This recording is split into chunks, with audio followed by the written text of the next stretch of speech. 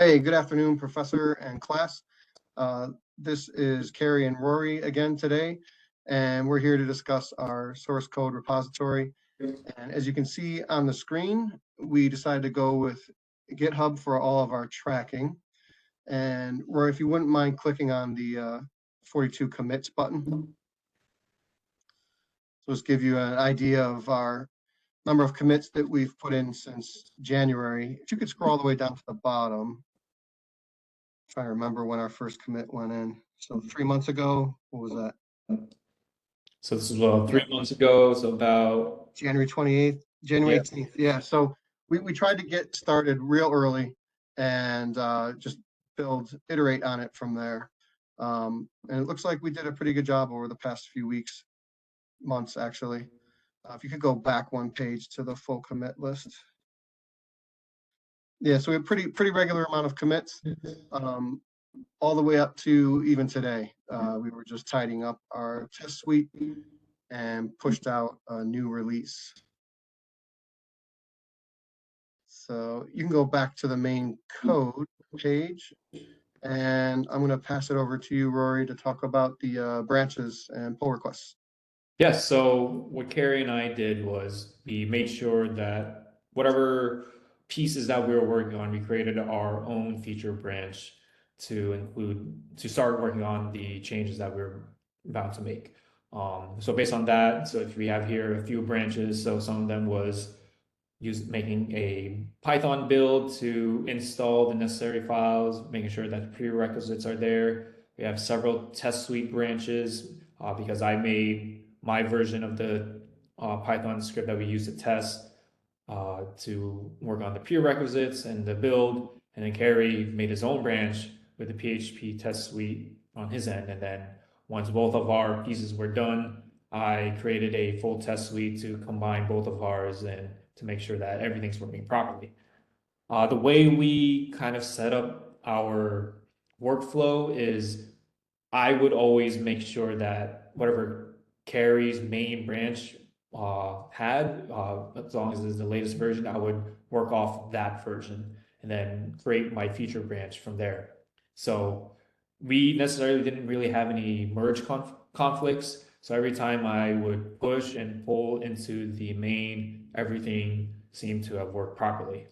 And on top of that, after every branch that was complete, we would have a code review to make sure that whatever we're merging into the main was working properly. And once we've completed a piece or a section, we actually created releases to just kind of keep our work organized to see what kind of changes were made. So we went with the semantics version coding style of having a 3-digit code. So version 1.1.0 is where we're at right now. And just to kind of give you a quick rundown of how we base it off, the first digit in version 1 is essentially like the application itself. So if there were any major changes to the application, maybe a different feature or function, this would change to a 2. But because we didn't make any major changes, we really just created all our build scripts, our test scripts, etc. We just changed the second digit, which would mainly be maybe just a slightly bigger feature because it's a test code and build code. It's like an enhancement to the main application. So we figured that'd be like a minor bump. Exactly, an enhancement. And then the last digit would be fixing bugs or maybe just clearing up some issues that we encountered during our application build. So yeah, that is a rundown of how we manage our workflow, creating branches, making pull requests to do our code reviews, and I made sure, Carrie and I agreed that we weren't gonna just push to the main or the master. We wanted to create branches and use that main as our upstream source. Yeah. I think we both have used GitHub before or Bitbucket, so they're all pretty similar. Very easy to use. It's nice having everything in one spot. And then from the start when we discussed, what we wanted to use and how. That's where we made sure that we weren't going to just be having everybody push to the main or master branch, because we want to make sure that, as we're working our own sections, we weren't messing each other up. And that did help us to avoid any sort of merge conflicts. Yeah, and we believe, because both Carrie and I are currently working professionally, we have GitHub experience, and we felt like just why use something different when it wasn't broken. So I felt like the workflow on GitHub is easy to learn, even if there are some commands that we didn't know.